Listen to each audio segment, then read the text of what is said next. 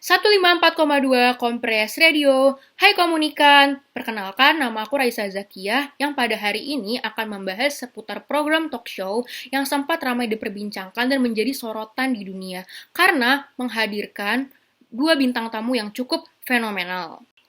Program talk show tersebut ialah Oprah with Meghan and Harry, a Primetime Special. Were you silent or were you silenced? I just want to make it clear to everybody. Wawancara ini ditayangkan pada tanggal 7 Maret 2021 di channel CBS Network.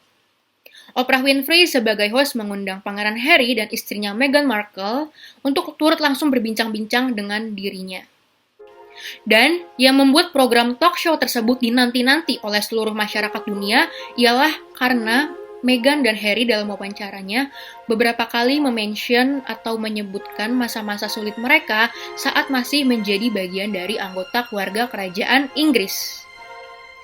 Seperti yang kita ketahui, pernikahan Meghan Markle dan Pangeran Harry digelar pada tahun 2018 silam secara mewah dan dikonstruksikan serupa layaknya kisah cinta dalam negeri dongeng, di mana seorang pangeran dari kerajaan menikahi seorang wanita dari kalangan rakyat biasa. Namun di balik imajinasi indah itu ternyata menyimpan banyak pengalaman-pengalaman sulit yang kini mereka ungkapkan dalam wawancara bersama Oprah. Hal itulah yang menjadi sebab mengapa wawancara Oprah bersama Harry ini benar-benar dinantikan oleh seluruh masyarakat di berbagai penjuru dunia. Hingga pada satu hari sebelum penayangan, nama Meghan Markle menjadi trending topik nomor 1 di Twitter. Pangeran Harry dan Meghan Markle mengungkap sejumlah masa-masa sulit mereka dalam interview tersebut yang kemudian telah saya rangkum dalam poin-poin sebagai berikut. Yang pertama, kondisi kesehatan mental Meghan Markle. Meghan Markle dilanda berbagai tekanan dari segala sisi. Dalam wawancara bersama Oprah, ia juga mengaku sempat terpikir untuk bunuh diri dan mengakhiri masa hidupnya. Namun sebenarnya ia sudah mengadukan keluhannya kepada pihak istana, namun pihak istana memilih untuk diam dan tidak menindaklanjuti pengaduan dari Meghan. Meghan berkata ia hanya mampu melampiaskan kesedihannya tersebut kepada suaminya, Pangeran Harry. Selanjutnya, yang kedua, adanya lontaran-lontaran kalimat rasis dari anggota keluarga kerajaan. Meghan mengungkapkan bahwa ia sempat mendapat tudingan-tudingan kalimat rasis ketika sedang hamil putra pertamanya, Archie Mountbatten, yang kini berusia 2 tahun. Meghan mengaku anggota keluarga kerajaan sempat beberapa kali mempertanyakan warna kulit Archie ketika lahir nanti. And also concerns and conversations about how dark his skin might be when he's born. Pertanyaan tersebut berbunyi semacam how dark Archie's color might be. Sebagai seorang calon ibu dari anak pertama, Meghan merasa terpukul dan kecewa karena kalimat tersebut dilontarkan oleh salah satu anggota keluarga kerajaan yang kelak juga nanti akan menjadi anggota keluarga Archie. Selanjutnya yang ketiga, keluarga kerajaan memutus secara penuh finansial Pangeran Harry dan Meghan. Pangeran Harry mengungkapkan bahwa ia sudah tidak lagi mendapat sokongan atau pemasukan dana dari keluarga kerajaan terhitung sejak tahun 2020 awal.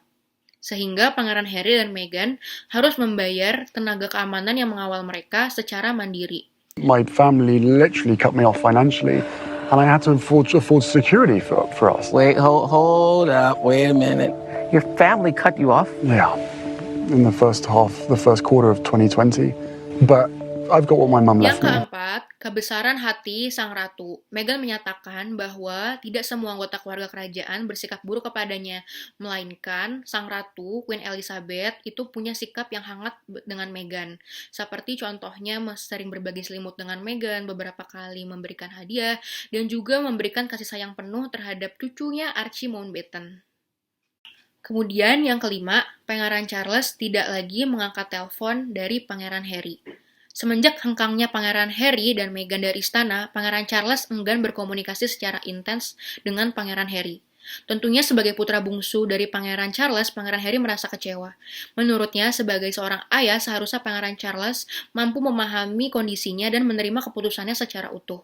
Kemudian yang keenam, diskriminasi pemberitaan media di Inggris ketika memberitakan Meghan Markle dan saudara iparnya Kate Middleton. Untuk yang belum tahu, Kate Middleton ini adalah istri dari Pangeran William yang Pangeran William itu adalah kakak dari Pangeran Harry. Jadi mereka itu statusnya ipar ya. Jadi waktu itu kasusnya adalah adanya pembingkaian narasi berita oleh Daily Mail yang berbeda saat momen kehamilan keduanya. Jadi Daily Mail itu melaporkan untuk Kate pada 22 Maret 2018 menuliskan headline seperti berikut ini. Duchess terlihat meletakkan tangan pelindung di perutnya saat keluar dari acara. Sementara narasi tersebut dituliskan oleh Daily Mail ketika memberitakan Meghan dengan kalimat seperti ini. Mengapa Meghan seperti tidak bisa melepaskan tangan dari perutnya yang membuncit?